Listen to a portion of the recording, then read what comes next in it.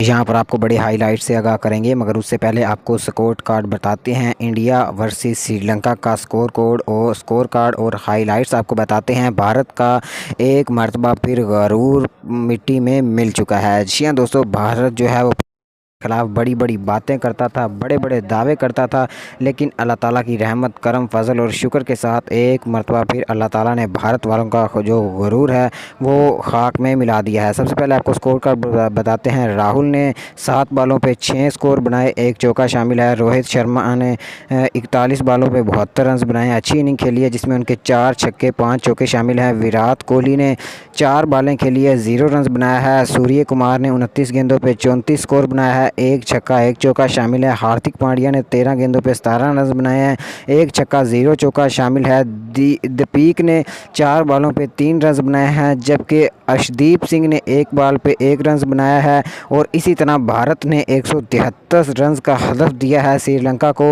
ये match win करने के लिए, और श्रीलंका की टीम ने इस मैच को आसानी के साथ विन कर लिया है और 5 विकेटों से ये जीत अपने नाम कर ली है। आपको बताता चलूँ कि श्रीलंका की टीम ने काफ़ी अच्छी इनिंग खेली है और भारत की टीम को इस टूर्नामेंट से, एशिया कप से बाहर कर दिया है।